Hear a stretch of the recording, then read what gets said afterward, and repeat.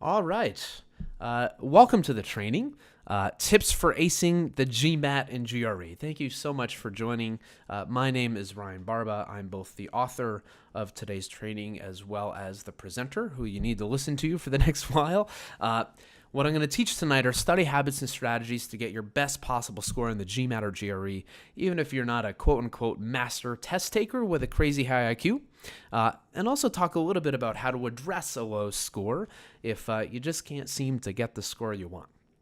I thought about calling this training General GMAT and GRE Encouragement, but I think that's kind of lame. But that's really what this training is meant to be.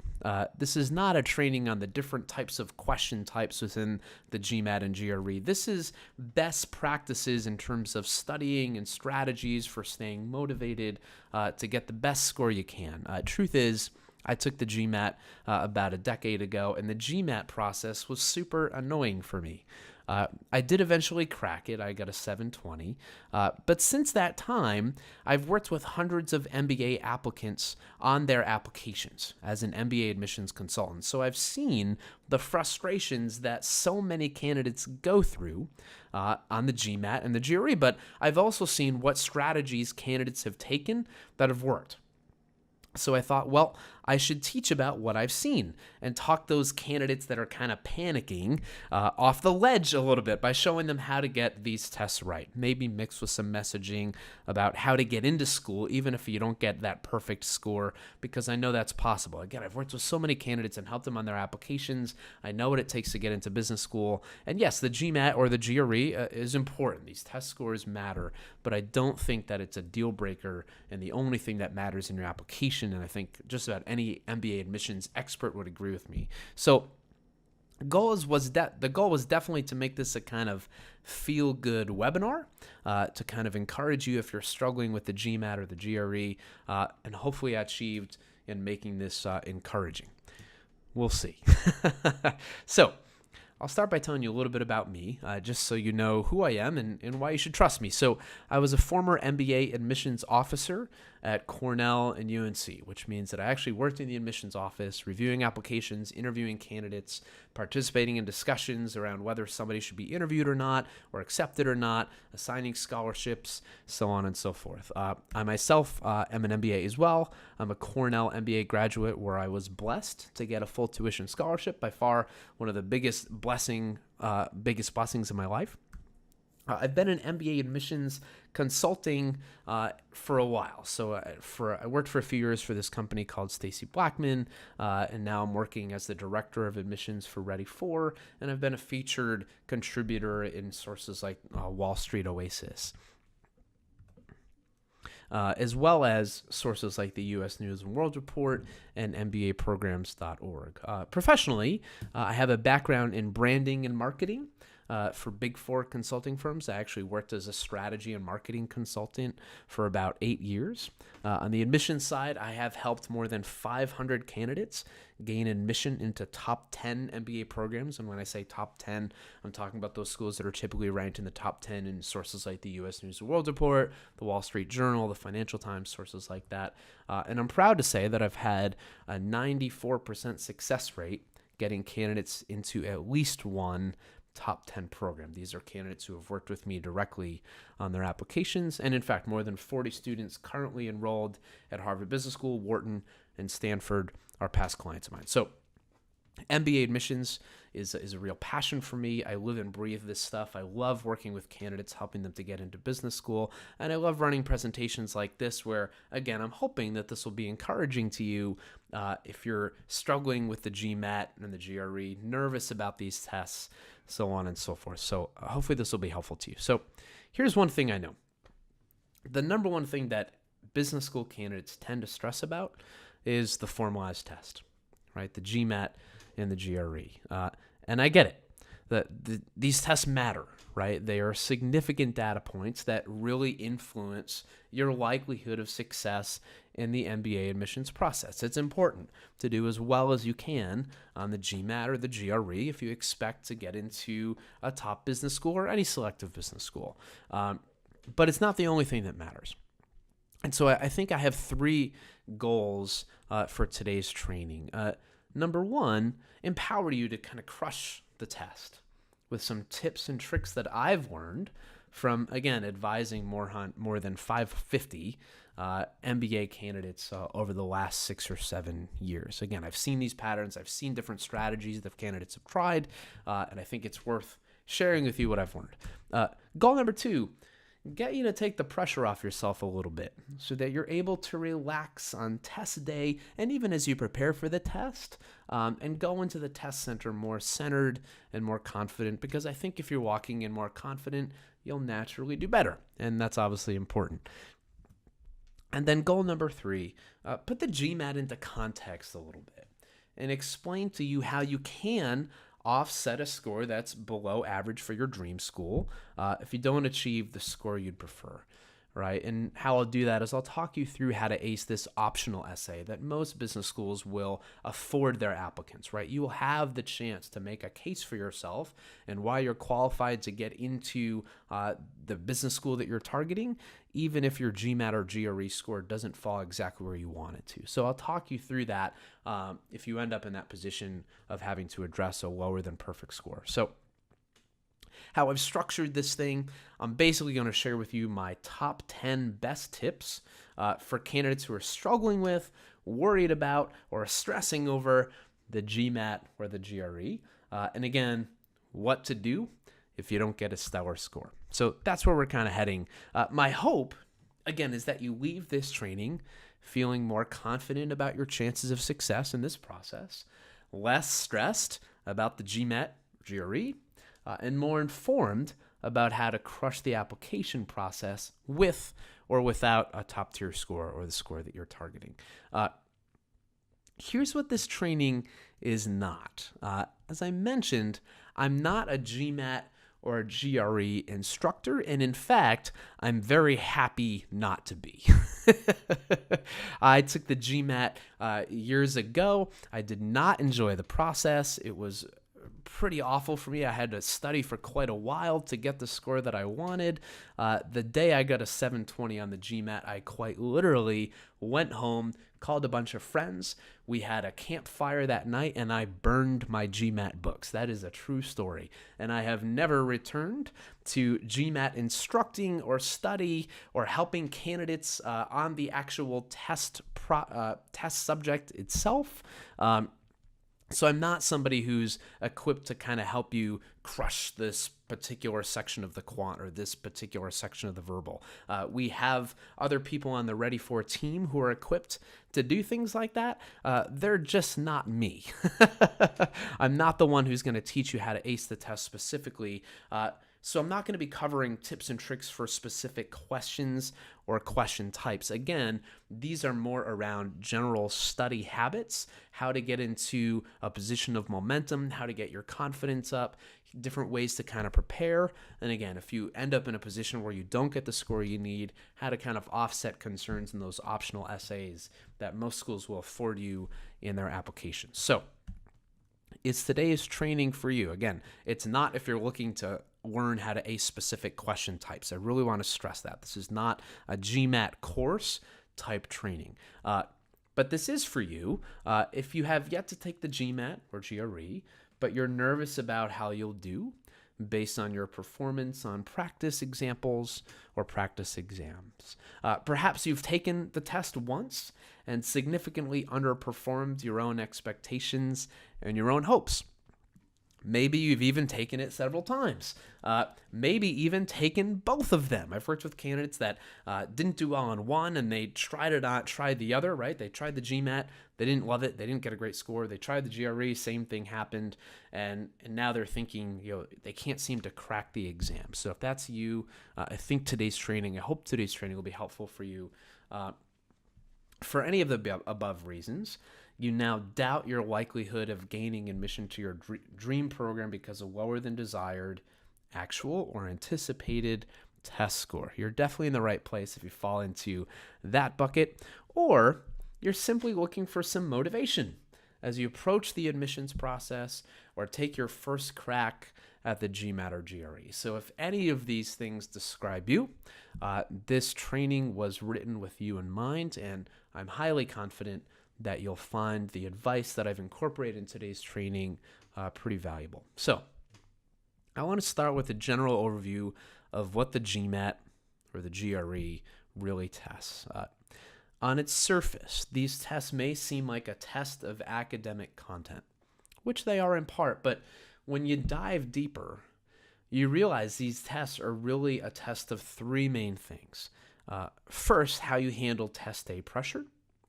Two, how you handle the test timing. And then third, your ability to stay focused and persevere for a significant period of time, right?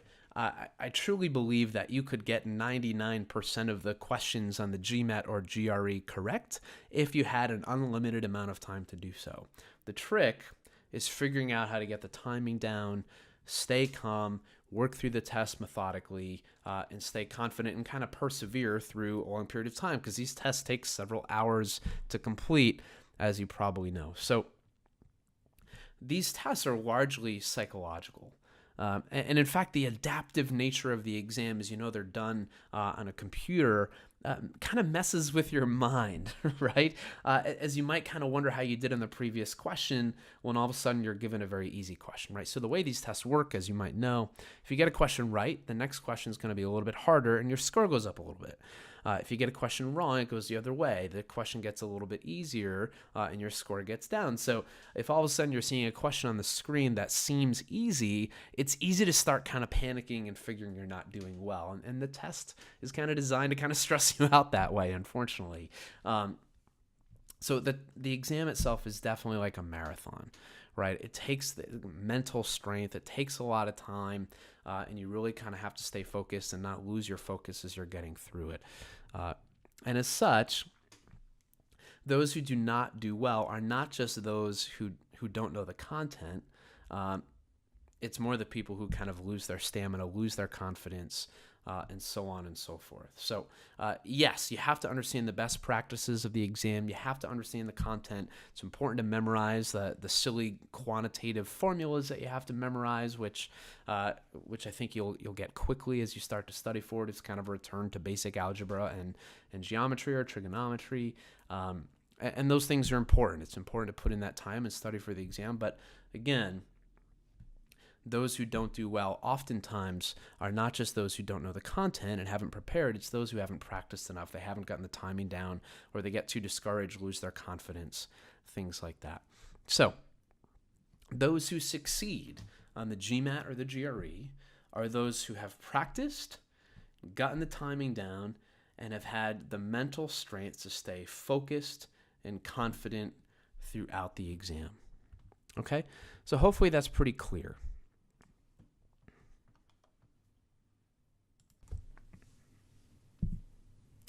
Okay, so enough build-up. Let's get into my top 10 tips for acing the GMAT and the GRE. Okay, here we go.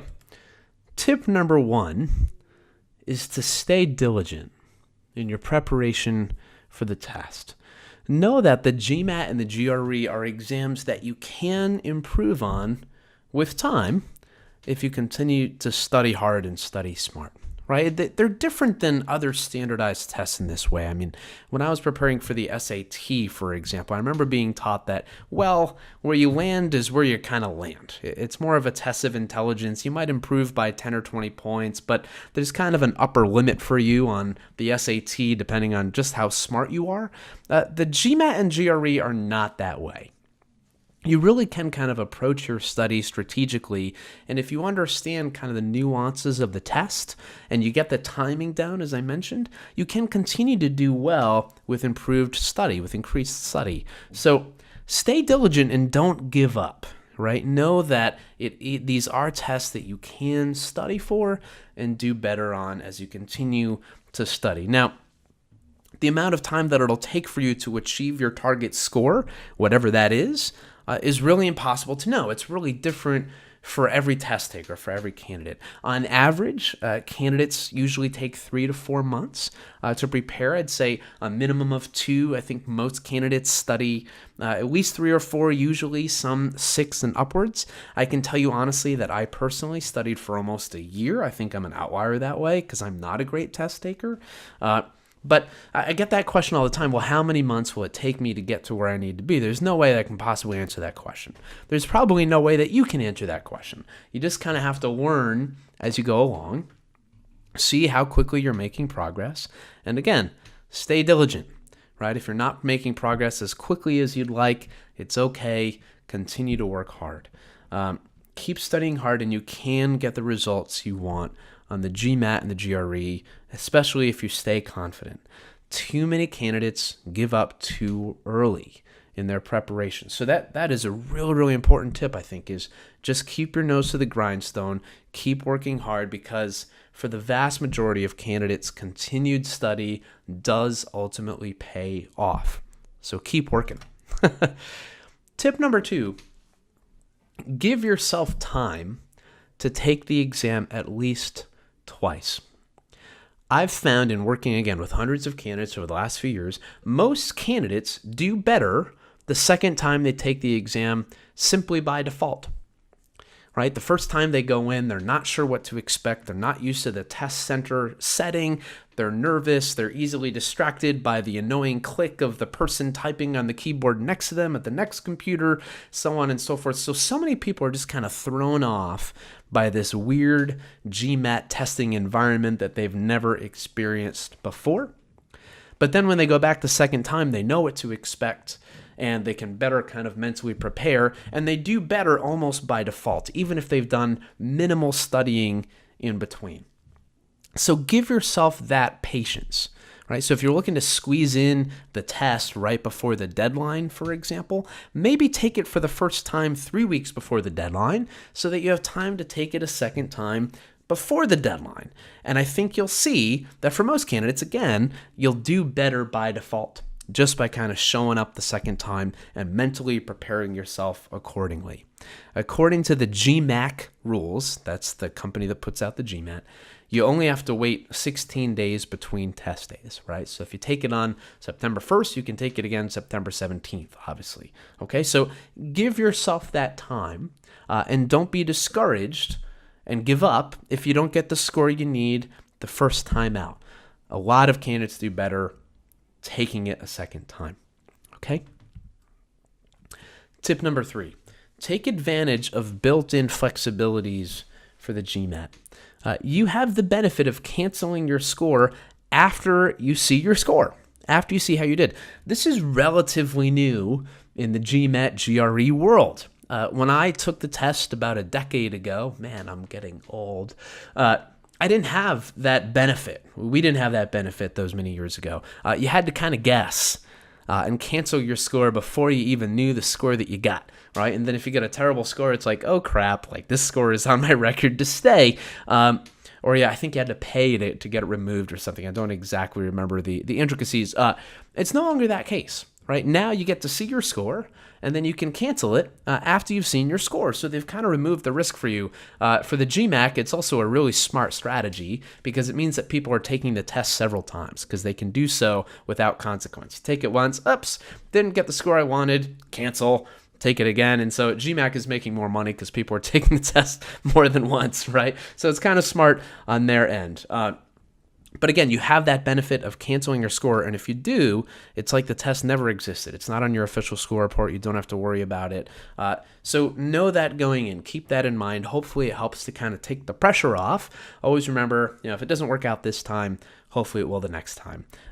Another advantage you have is that you can choose the order in which you take different sections of the GMAT exam. Again, that was not true several years ago, where you had to go the writing section and then the verbal and the quant, or maybe vice versa. I forget exactly what that order was, but now you have the flexibility to say, I'm going to take this section first, second, and third, and so you can kind of tailor the exam to your style of test taking. Maybe if you know one section tends to tire you out more, you can decide to put that first, so on and so forth. So take advantage and study so that you're tailoring the exam to your approach for what's going to work best for you. Because again, these are advantages that haven't existed forever for GMAT and GRE test takers.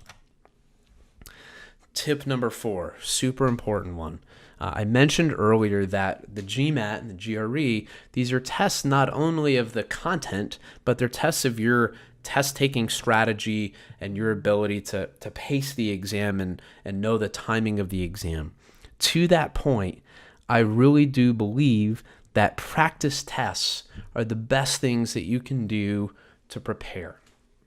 All right, so get on a normal schedule of taking practice exams on a regular basis.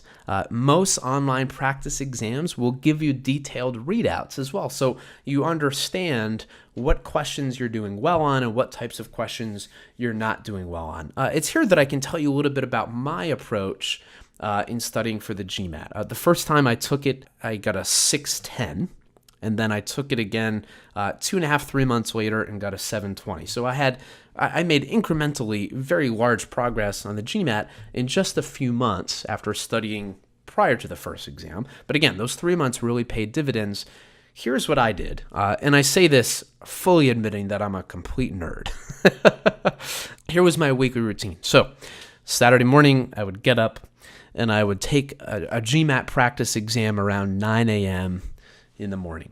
Okay, so I'd sit at my desk in my room, I'd take the practice exam, submit it, and then I would go through the results of the practice exam in quite a bit of detail. So I understood exactly what types of questions I was getting right and what questions I was getting wrong. And whatever questions I was really struggling with the most, those types of questions would become my focus for the next week, right? So on any particular week, I would take the questions that I got wrong of that particular type, and each of those questions that I got wrong became a flashcard for me. I would write them down on a kind of a mini index card. And then I put all my index cards on this little keychain, and this keychain would basically live in my pocket. And so anytime I had a few minutes to study, I would just whip out the keychain and look at a few of the questions that I had gotten wrong the previous Saturday. So whether I was sitting on the train for a few stops or sitting in the doctor's office in the waiting room or sitting in the line at McDonald's, I don't go to McDonald's. Yes, I do. I would just kind of whip out this keychain and go through a couple of examples. And then in the meantime, I would kind of think through the examples that I reviewed in my, as I'm wandering around throughout the day. And it was a way for me to kind of constantly study and keep it in mind, right? So I had my flashcards, and then a couple nights a week, I would study more deeply for 2 or 3 hours, right? I'd do a couple more practice questions. I'd focus more on the different question types. Again, go back through the results of the previous Saturday. And then the next Saturday, I would take a practice exam all over again. So it was kind of a painful process, right? It meant that I was taking an exam every Saturday morning. It did mean that I couldn't go out and get too drunk on Friday night, right? I'll be honest, right? But this study approach really worked for me.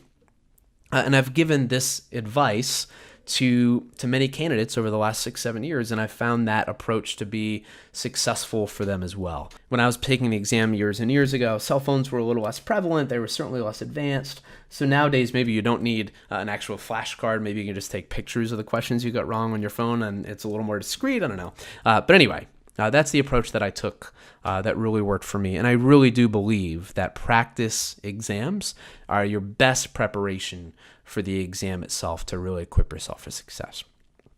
But tip number 5, beware of burnout, right? Most MBA applicants work full-time while studying for the GMAT, or maybe they're a full-time student. So if you're telling yourself you're too busy with work to study, quite frankly, you need to get more aggressive. You need to find a way to sustain some energy for some nighttime and weekend studying. It's just a necessary evil, right? It's part of the life. It's temporary. It's only for a few months of your life. Hopefully, you won't have to take this test ever again in your life, right? It's something you have to do once for 1 year or some subset of that year. But it means you got to work hard, right? But that being said, again, don't push too hard. right, doesn't mean that you should be setting unreasonable expectations or putting too much stress on your time. Know yourself, know what you can and cannot tackle. Again, my advice is to take one practice test a week. I preferred Saturdays, then have 2 or 3 kind of hard study days a week where you're studying for 2 or 4 hours.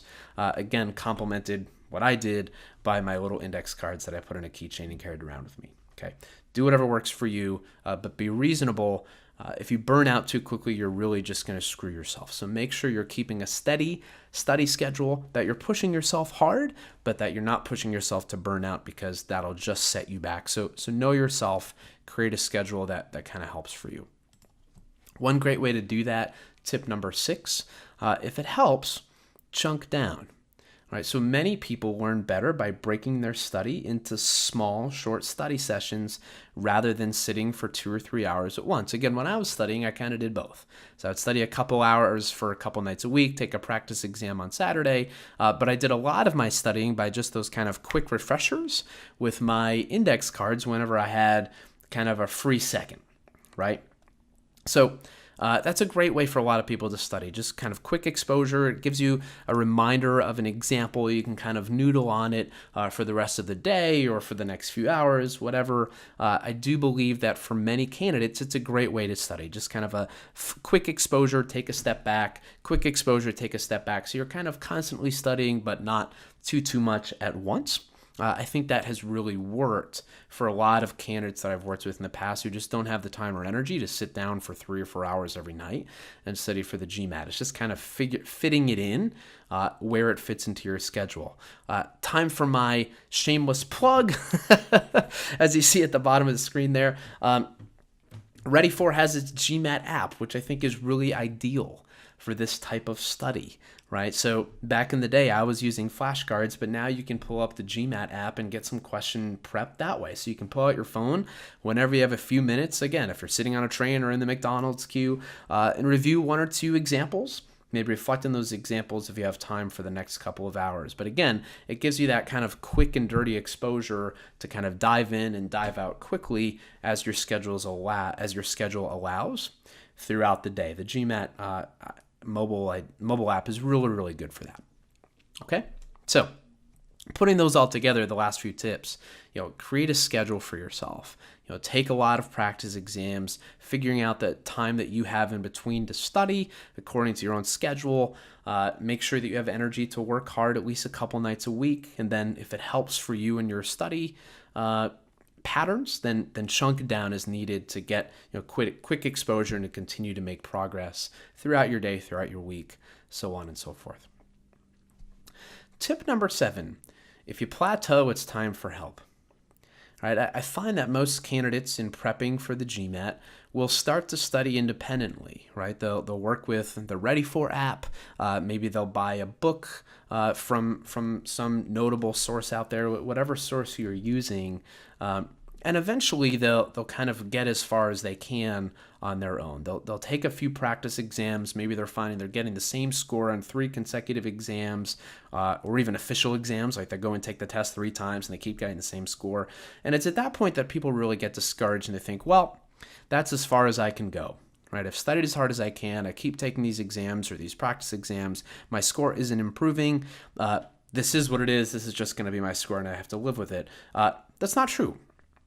I think that when you're plateauing, if you're still not at the level that you want, right? If you're aiming for a 700, for example, and you find yourself plateauing at a 640, it's not time to accept the inevitable 640. It's just time to find a new strategy, right? Your independent study strategy is no longer working for you. So I think at that point, it's a great opportunity to go out and get help.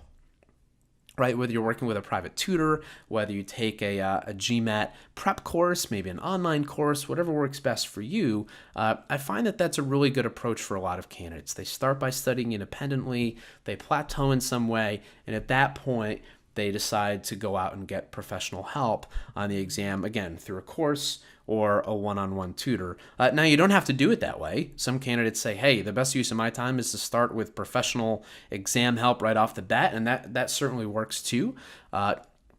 But in any event, if you ever find yourself kind of plateauing and confused about where to go next and what strategy to adopt, I think it's there that a GMAT expert can really help you.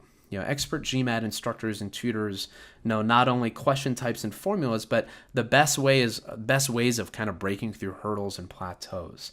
And sometimes I believe that just the simple human encouragement itself can be enough to have your next breakthrough, right? When you're accountable to somebody else who's keeping you on a study schedule and telling you what to do, then you have somebody to kind of answer to. And I think that can kind of increase your accountability and make you a little bit more structured in your study. So I really do believe in the value of getting help from an expert on the GMAT. Again, I'm not one. I'm not a GMAT instructor, so it's not going to be me who's going to tutor you.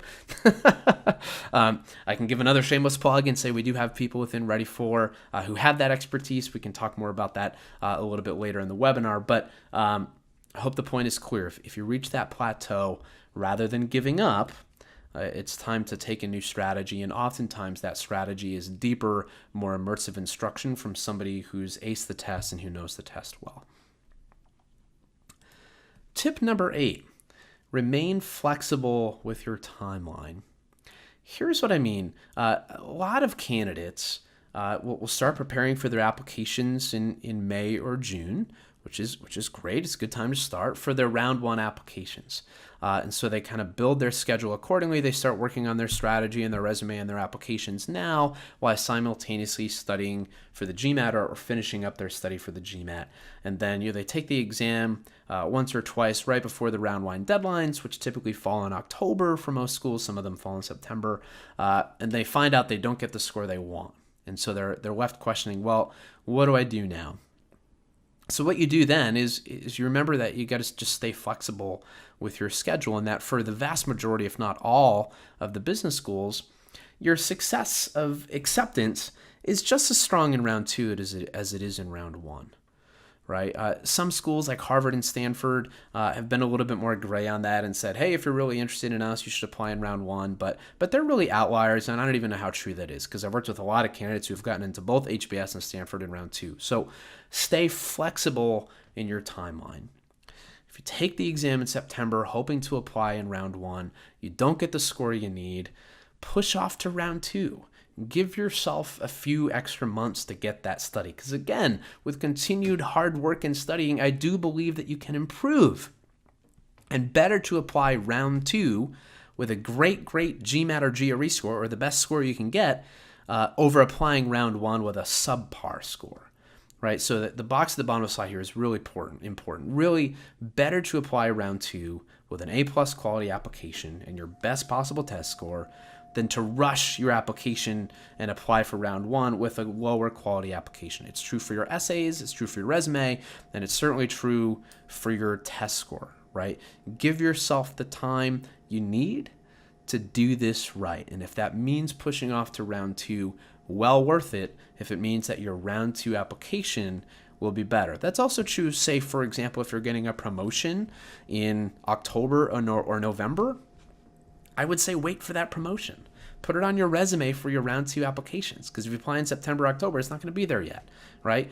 Be strategic about how you're structuring your timeline, and again, stay flexible just in case it takes you a little longer to get the test score that you need than you anticipated. You'll still be able to use all the work you've done on your round 1 applications for your round 2 applications. The application obviously doesn't change from round 1 to 2.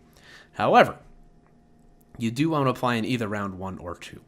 Your chances of success are largely equal for any school if you apply in round 2 as you are in round 1, but your chances of success are significantly lower in round 3, or for some schools that offer it, in round 4. So when you're creating your timeline, keep that in mind.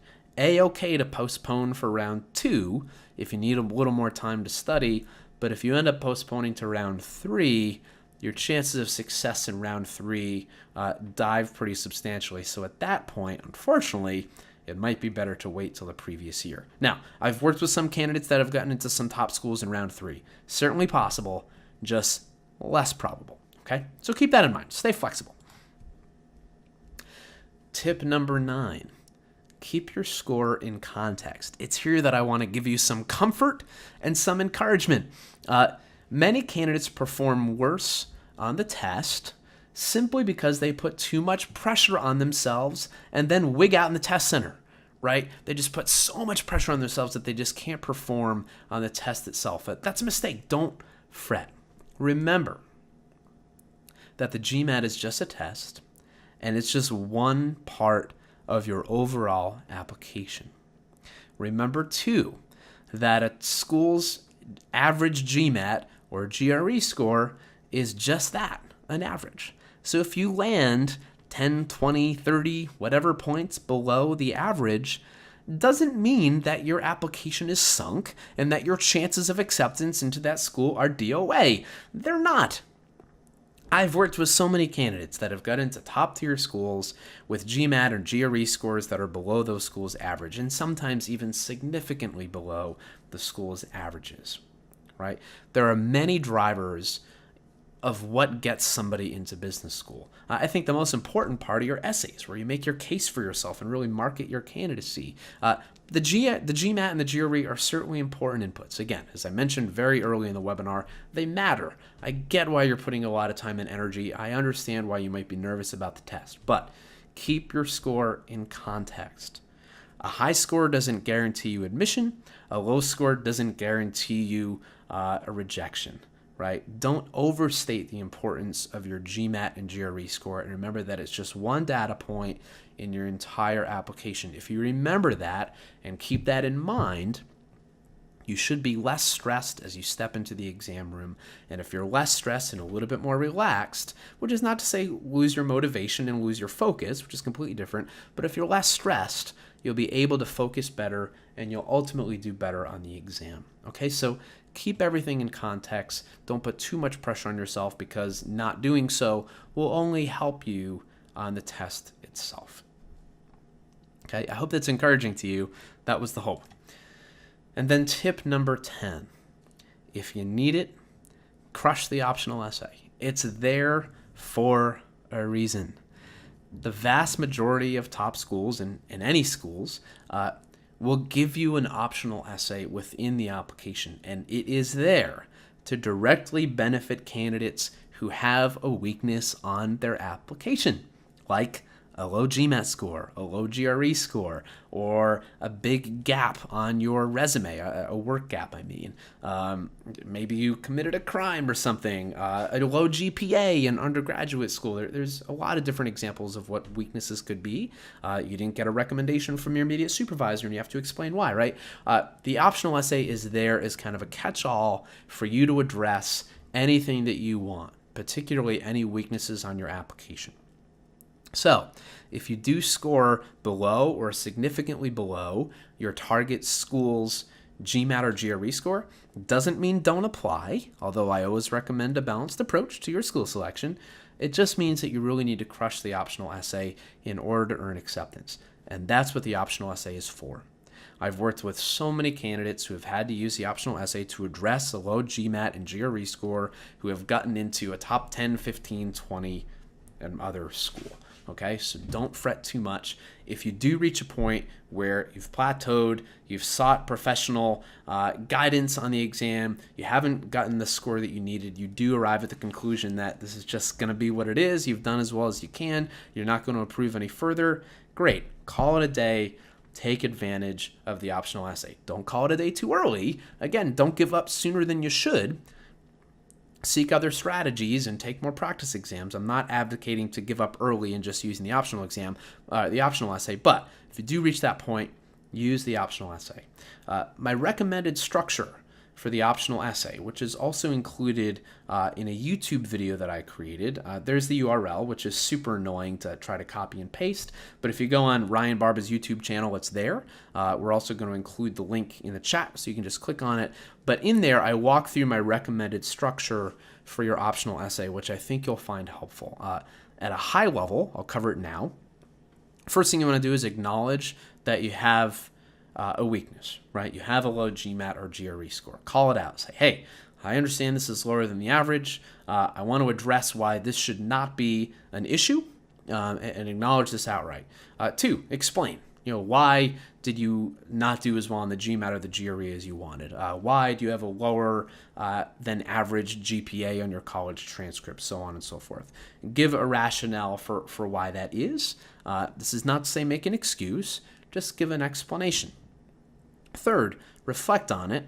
Say, well, here's what I've learned from this experience, and here's how it's actually made me a better applicant, right? Here's what I've learned about my own self-limitations. Here's what it's taught me about continuing to pursue a goal, even if you don't think it's super, super reasonable or likely, right? Whatever. And then offset it, right? So if you do poorly on the test, give examples and content where you've shown quantitative skills in other areas to kind of offset those concerns so the admissions committee isn't as worried. Okay, so again, that's a high-level overview of my structure. Check out the YouTube video if you want. It's obviously free. It's on YouTube. See what you think. Hopefully it's helpful. But if you do end up in a position where you need to answer the optional essay, just crush it. Do really, really well. You can do it effectively. You can offset a lower than average GMAT or GRE score if you do that essay well. So remember that you have that as kind of a backup plan. So I'm hoping you're sensing these last few tips are meant to make you feel better, right? If you remember that it's just your GMAT and GRE are just one part of the application, you can go in more relaxed and likely do better. And also remember that you have this kind of backup plan, that you do have this optional essay if you don't quite get the score that you need. Okay, so those are my top 10 tips. Stay diligent. Remember that you can improve with time. Give yourself the time to take the exam at least twice, because most candidates do better their second time out simply by default because they better know what to expect. Take advantage of built-in flexibilities like the sequence of the different sections in the exam, as well as the ability to cancel your score after you see it. Flexibilities that I didn't have when I took the test years ago. Lucky you. 4, practice tests, in my opinion, are the best way to prepare because it gets you familiar with the timing, which is the hardest part of the test for most applicants. Work hard, but beware of burnout because that's only going to set you back. So know your limitations, come up with a study schedule that works for you. Push yourself, but don't push yourself to the point of burnout. If it helps, chunk down. I talked about my use of index cards and my keychain. Again, the Ready for GMAT app or GRE app is a great tool to kind of just get instant access to a couple examples, walk through them, refresh it, go away, come back, and kind of fit it into your busy schedule. 7, if you plateau, don't give up. Seek additional help because there's a lot of GMAT experts out there, including on the Ready For team. Remain flexible in your timeline is tip 8. So if that means pushing off to round 2, not round 3, that's okay. Better to apply in round 2 with an A+ quality application than apply in round 1 with a B+ quality application, especially with a top tier school that's very competitive. 9, relax, keep your score into context. Remember that it's just one data point. And then 10, if you don't get the score you need, take advantage of that optional essay, which is there directly to your benefit to help you address your low test score or any other weakness on your profile. Okay? Hopefully that all is helpful and comforting. It was meant to be. And again, this is based on what I've learned having worked with over 550 applicants to business school over the last 7 years or so. Okay? So, I really love this slide. These are quotes from candidates that I worked with in the past, all of who ended up scoring over a 700 on the GMAT or a GRE equivalent. I think these are actually all GMAT examples now that I say that they are. But same applies to the GRE. So hopefully this is a little encouraging to you because maybe some of these quotes are kind of similar to how you're feeling right now if you're in a position where you're nervous or you've struggled with the GMAT or the GRE to date. So I want to go through these. I think these are pretty cool. I captured these quotes verbatim, knowing that one day somehow I'd be creating a presentation like this. So, first quote, I just sucked. I just suck at standardized tests. I know already that I'll have to adjust my school list, the schools I'm applying to, because there's no way I'll ever get the score I need to get into a top 10. That coming from a current student at Tuck at Dartmouth, which of course is a top 10 school. This candidate ended up with a 700 GMAT score, despite her early doubts. Second quote, I'm not a native English speaker, so there's no way I'll ace the verbal portion of the GMAT without like 2 years to prep. This is a Darden graduate who scored in the 92nd percentile on the GMAT verbal despite not being a native English speaker. Okay? You can sense the doubt in her voice. She ended up absolutely crushing it, and I believe she actually got a scholarship to Darden as well. Third quote, I know myself, and I know when I've hit my limits. A 610 is as well as I will ever do. This is a candidate that I worked with this past year who's now walking into the gates of Yale SOM in the fall with her 730 GMAT score. Okay? So if you're thinking, wow, I've hit my plateau at a 600, 610, 520, whatever, here's a great example of somebody who was also telling herself that, who was able to scale using some of the tips that I talked through today. And again, she's on her way to Yale this fall. Another quote, my mom was right. I should just aim lower and apply to my local school. I'll never ace the GMAT, and I'll never get into Kellogg. This coming from a guy who's now a current student at Kellogg, who got a 720 on the GMAT. Okay? Next. I've just never been good with numbers. Man, if I had a dime for every time I heard that, I would be filthy rich. I've just never been good at numbers, so I know there's a limit to how well I'll do on the quant section of the GMAT. This coming from an HBS graduate who scored on the 95th percentile on the quant section of the GMAT, right? Somebody who said pretty outright that he's not good with numbers. So if any of these apply to you, know that you are not the first person to feel this way. And again, there are lots of candidates standing behind you who have gone before you, who have had those same doubts and who have gone on to do very well on the GMAT or the GRE and get into a top school. Now, there's one more objection to this. And I think it's the quote that's running through a lot of your minds as you read this slide right now. Here's what you're thinking. Yeah, I understand that lots of past candidates have worked hard and ended up getting a great GMAT score, but I'm not them. That'll never be me. Direct quote from a current student at MIT Sloan who ended up getting a 720 on the GMAT score, right? I think that would have been me saying that quote if I were going through this webinar years ago, as I was sitting on my really low GMAT score in context of the top schools, that is, thinking, okay, yeah, I'm sure this has worked for a lot of other candidates. They've studied hard, they've adopted these strategies, and they worked for them. It's not going to work for me because I'm just a dummy, or I'm really bad with numbers, or my mom was right, I'm never going to get into a top school, etc., etc., etc. Here's a quote directly from a current student at MIT who thought those same things. Okay, so again, be diligent, stay confident, don't give up too quickly. If you hit a plateau, keep working hard.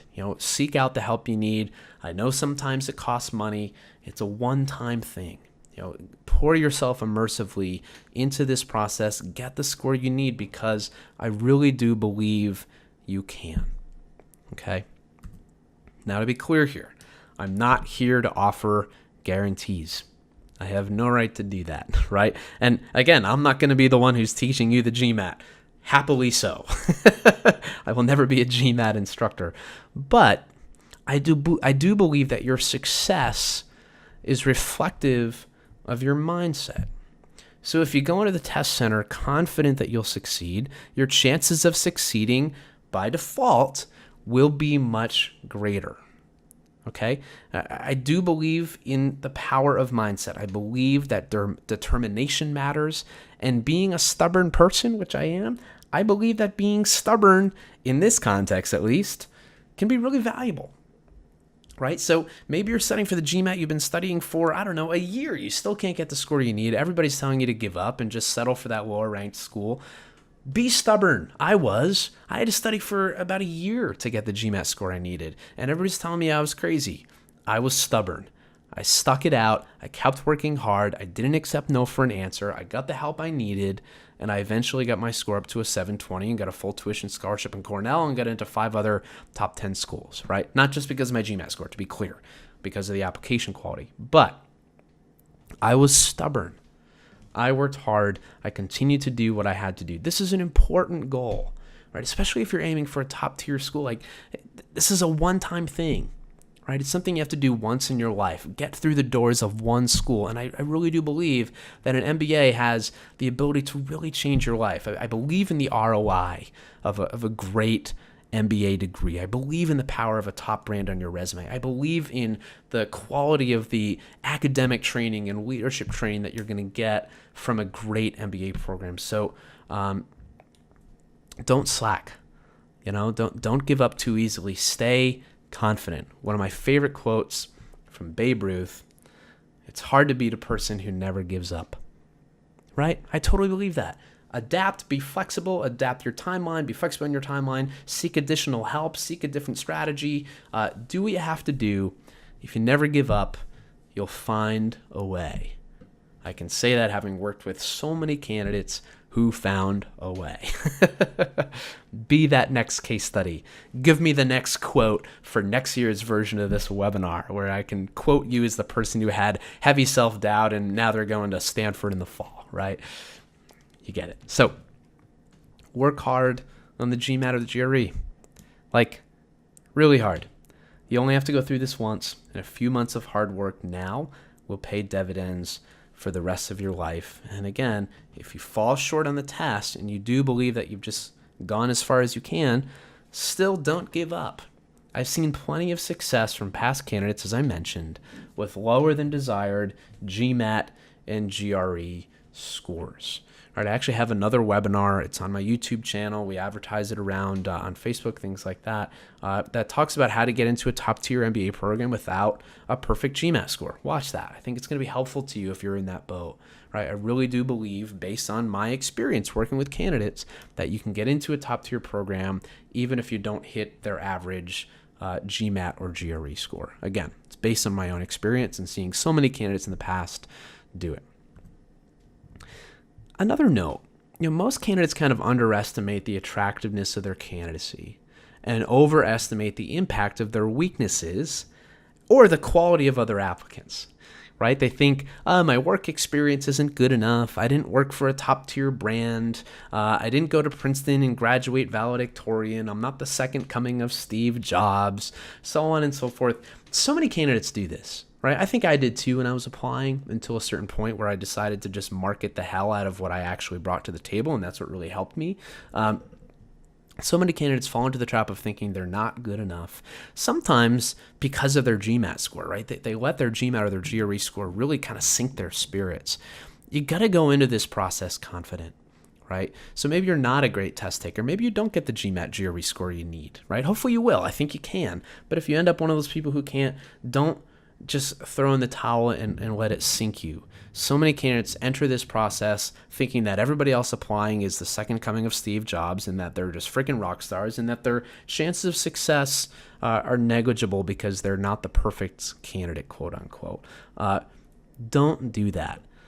Some additional motivation here. Here are some case studies from candidates admittedly, who worked with me directly. So they had the benefits of my services and me helping them with their essays. So full disclosure there, right? Because that's kind of the work that me and my team do. We help with resumes and essays, things like that. But here's some honest to God, real life case studies from candidates who had lower than the school's averages on the GMAT or the GRE. Right? So these emails are kind of what make my life rewarding, right? I get them from candidates every year, candidates that I work with directly who get into top schools. But you can see in kind of the call out backs in the bottom in the blue outline that this candidate who got into MIT and HBS and is now, who has accepted an offer to join McKinsey as a strategy consultant, had a 650 on the GMAT and a 3.3 in college. Right? So here's one candidate of several that I've worked with who was able to overcome the barrier of a lower than the school's average GMAT. A 650 is very good, but it's below the average for HBS and MIT Sloan by a significant amount. Was able to get into both of those schools, increase their salary from $46K a year to $125 a year. A couple of other candidates, up top you see a candidate who got into Wharton with a 670 with a 63 percentile on the quant.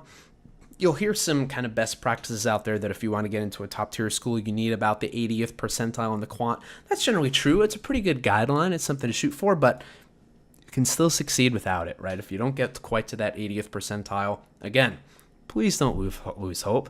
Please apply to the schools that you want to while having a balanced approach, as always, as I say. But again, this candidate got into Wharton with a 3.37 GPA and a 670. Down below, pretty strong candidate with a 690 and a 3.41. But again, 72% on the quant. And look at her results. My gosh, I think this is one of my more successful candidates of all time, to be honest. But into MIT, 100K to Kellogg, full ride to Ross, full ride to McCombs through the consortium, and at that point, she got into Haas with no money yet because they had a separate scholarship application. She did end up later getting some scholarship money to Haas, but look at the success that this candidate had. Again, somebody who didn't break the 700 score. One more example, I loved working with this guy. He went from being a regional training manager at Equinox, just kind of a gym, as you might know, who's now working for a private equity firm in New York City. Talk about a bump up in your salary, 43K to 135K. Went to MIT Sloan, got in with a 650 and a 3.48, almost a 3.5 GPA. So again, success is still possible even with a lower than desired score. So again, this is not an excuse to not work hard. I do think that doing well on the GMAT or the GRE is only going to help you, and I want you to remain diligent and hardworking and do everything you can to get the score you need, because it does matter. It is an important input. But I'm hoping I'm getting this point across, that if you end up with a lower score than desired, you can still get in and your applications are not DOA. Okay? I love this. See this image of these two cartoon characters reaching toward their goal and saying, maybe it would be easier if we just put this down, because they're so kind of pulled back by their own self-doubt. They're weighed down by their self-doubt. Don't be an example of this. Go into this confident, go into the test room confident, go into the application process confident. Do what you have to really crush it, and know that you deserve a top-tier MBA if you really want it and if you're really determined to get it, right? This is your chance to show the world that you can achieve this great goal and go on and achieve your dreams. So just to kind of wrap up, I'll tell you a little bit more about some of the work that me and my team do, if that's of interest to you.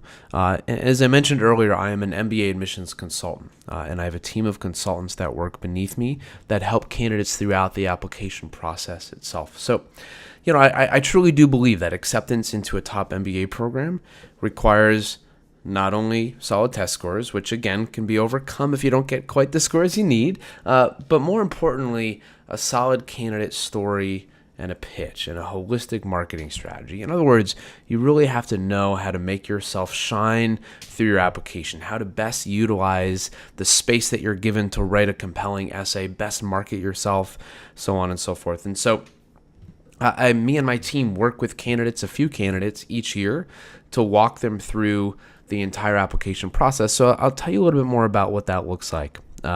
Me and my team of 10 MBA admission consultants all worked in the MBA admissions office for a top-tier school and got an MBA from a top-tier school. So you have the schools listed on your screen there. Those are the schools represented by my current team. So there's myself, who went to Cornell. We have consultants from Wharton, Stanford GSB, MIT Sloan, Chicago Booth, Kellogg, and Tuck. One thing that we do that is really different compared to these really big MBA admission consulting firms is we take on a very small number of candidates each year. So each consultant on my team, including myself, only takes on 2 or 3 candidates at once per year.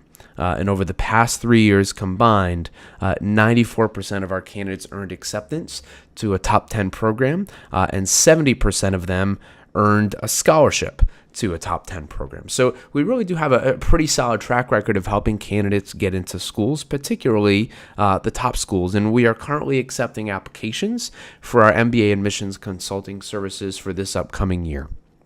As I mentioned, my team of consultants and OnTech take on a small number of candidates each year, and we would work with you one-on-one. You'd get assigned an actual consultant who would walk you through the complete application process. So the resume, the application form, the essays, developing your brand, developing your school selection, everything in between. And this year, our team of 10 is targeting to take on about 22 candidates. We're selective in who we take on, but we're happy to take on the tough cases, right? So if in your profile makes you think twice about applying to the top schools, your dream schools, such as a low GMAT or GRE score, know that you're not alone. I just shared a lot of testimonials from past candidates who had issues with a lower than desired test score, and that your application, again, is not dead on arrival. Our team has worked with many candidates in the past who come from non-traditional backgrounds, who have other weaknesses or red flags in their profile, and had them find great success applying to these top schools. We're going to help you paint yourself and your candidacy in the best light possible so that you can spend your energy on submitting the best application possible rather than stressing out over things that are unlikely to completely sink you. So again, we're not looking for perfect candidates. We're just looking for the most hungry, committed, driven candidates who are really going to take advantage of these services and are really determined to get into a top tier school. So we do specifically tailor our services to candidates who are targeting the top tier MBA programs, like the top 20 programs. It's a very high touch premium service. Again, you'll work directly with with a consultant, directly with us throughout the entire application process, and usually that takes several months, sometimes almost a full year, depending on when you sign up with us. So here's what's included. It's basically support throughout the entire application process, right? So we start by helping you develop your strategy and brand development, developing your personal marketing message, in other words, to really market yourself and your brand and your candidacy to the schools that you're targeting so that you're painting yourself in the best light. We'll help you with school selection. We'll help you in choosing and coaching your recommenders. We'll help you with your application timeline, editing your resume, unlimited edits. So a typical resume will go through between 4 and 6 edits before it's complete. But if yours takes 8, 9, 10 plus, we'll do what we have to get it to that A+ quality. Same goes for all the essays for the schools that you're applying to. Application form completion. So some of the applications nowadays also include short essay questions. We'd help you in developing those as well. Interview prep and as many mock interviews as you need to get ready for your interviews with the business schools, and then scholarship identification, pursuit, and negotiation. And if you end up on a wait list, we'll help you navigate yourself off the wait list as best we can too. I think the first thing is what really sets us apart. I've mentioned before that I've worked for some of these large admission consulting firms, and I'm not bad-mouthing them in any way. I learned a lot from my time there. I coached some great candidates, had a lot of success. But one of the reasons why I was so successful relative to other consultants within these firms is that I took a more in-depth strategy and brand development approach than most of the large firms take. And that's the approach that I've taught my team. And that's what really continues to set us apart and give us a success rate that I think is unparalleled within this industry. So if you're interested in applying to work with us, you can click the link below or type the URL that you're seeing on your screen, which is a link directly to my Calendly, which is a program for you to book time directly on my calendar. And you'll get an invitation to set up a 20-minute discussion with me. You'll fill out some questions to tell me a little bit more about yourself. Again, only serious candidates need apply. Okay, so we only accept about 20% of candidates who want to hire us because, again, we only take on a small number of candidates each year. But we're not only taking candidates, again, based on GMAT, GRE, and GPAs, right? We look at the holistic picture. We do want candidates who can demonstrate a willingness to do what it takes to earn admission to a top-tier program, can speak to why getting a top MBA is really important to them. Obviously, they're targeting a top-tier program, and obviously, we want to talk to people who can reasonably afford our services. So the most popular package is a 3-school package, whereby you work with a consultant for 3 full schools. That package is $7,000. It basically goes up $1,000 per school from there. And we do have payment plans available as well to make it a little bit easier for those who want to pay over time. So why us? Again, we have a very small team. I'm very selective about who we've selected for our team. All of us got an MBA and worked in admissions for a top-tier MBA program. I listed out the schools that we come from. Each of our consultants assign no more than 4 applicants at a time. This year, we're only going to do 2 or 3 at a time. And as I mentioned, 94% of our past candidates earn acceptance to at least one top-tier program. We've had 238 acceptance letters to top 10 programs over the past 6 years. More than 70% of them achieved scholarship money for a cumulative $5.7 million in accepted scholarship offers. This past year, we took on 25 candidates. 24 of them got in. This year, I'm sure you can guess our goal. We want to get all of the candidates that work with us into business school. So our goal this year will be 100% success. I don't think any other firms have ever achieved that. We were so close last year. We just had one candidate who applied to one school who didn't get in. And so this year, we're trying to bring that up to 100%. So what I've seen a lot of candidates do is they'll put off completing their application until their GMAT or their GRE is complete, and then they don't have enough time to apply to the schools that they want to as early as they possibly could have, right? Don't postpone your application to a later round because you're not yet done studying. You can be doing both at the same time and making the progress that you need. And I know that when I say that, a lot of candidates doubt it, but I've given the same advice to a lot of the candidates that I've worked with in the past, and they've all been able to pull it off, right? Everybody has different schedules and different levels of availability given other commitments in their life, like their jobs, and I get that. But take, for example, this sample schedule that I often share with clients that I'm working with. This is a good way to keep your 9 to 5, 9 to 6 job if you're working for 40 to 45 hours a week, giving your GMAT prep or your GRE prep and your applications a few hours a day on top of that, and making the progress that you need, right? So maybe Monday night you come home and you study for the GMAT for a few hours. Take a break on Tuesday, go back to studying for the GMAT Wednesday. Thursday night is application night. Take Friday off, take a practice exam on Saturday like I talked about I did once a week, taking a practice exam every Saturday morning, and then doing some more application work like your resume or your application essays on Sunday. That is plenty of time to make immense progress on both your GMAT and your application. This would amount to 10 hours of GMAT study a week, 40 hours a month, and 6 hours of application work a week. And 6 hours of application work will actually help you to make significant progress. So here, for example, are some high-level estimates of what a typical candidate would spend on some of the common application parts, right? So drafting the first draft of your resume maybe takes an hour. The second draft, half of that is you're starting to edit that 30 minutes. The first draft of an essay takes 2 hours, but subsequent drafts take increasingly less time, right? So you can see that with 6 hours a week, you can make significant progress on your application. I find that candidates who follow a schedule like the one I posted on the previous slide can usually create about 4 extremely high quality applications in a 3-month period. All right, so plan 3 or 4 months in advance. Don't be afraid to balance your study and your preparation on the applications so that you can get those applications in for the earliest round possible. Again, it requires that you step forward with some confidence that you're going to get the score you need. It requires that you be flexible in your timeline, give yourself the time to take the test twice. All the previous advice still applies, but the idea here is try to balance both if you still haven't finished your test prep and if you're planning to apply this year. Okay? Another good reason to think about starting your applications and working with us now is, again, we sell out quickly. We only take on a small number of candidates. So even if you haven't completed the GMAT or GRE, it's not too early to sign up with a consultant. We can start by getting you clear on your strategy, editing your resume, giving your recommenders as much time as possible to write really solid recommendation essays, and we can coach you through how to do that, and starting to make subsequent edits and progress on your application materials while you're subsequently working through your test prep and study. So just a final word about our team.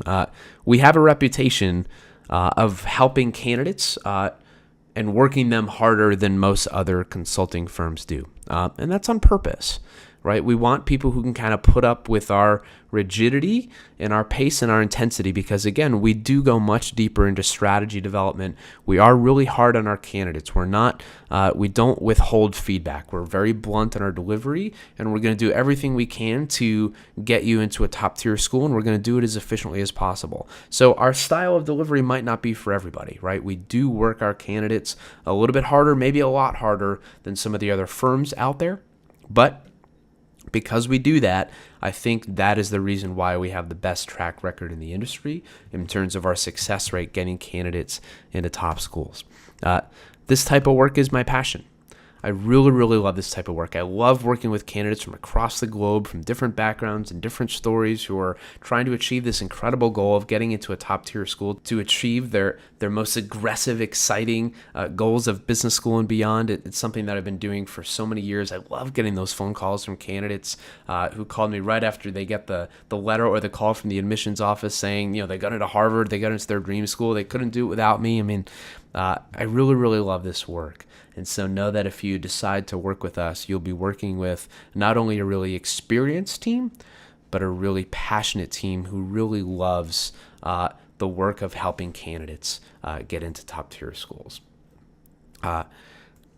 So to apply, again, just click the link below or type this URL into your browser. Again, it'll give you a link to fill out a very short online form to give me some information about you, and a link to my calendar to book time directly with me. And we can have kind of a two-way interview where I can see if you're a good fit for our consulting services, and for you to see if you think you're a good fit or we're a good fit for you. And answer any questions that you might have about the admissions process and our services. So regardless of whether you sign up for anything that we talked about toward the end of today's webinar, I hope that you found this training really helpful, really encouraging, and really informative. And whether or not I get the privilege of talking to you soon, I wish you all the best in your efforts to get into business school. Go out there, crush the GMAT or the GRE, crush the application process, and I can't wait to see how you succeed and go on to change the world. Take care.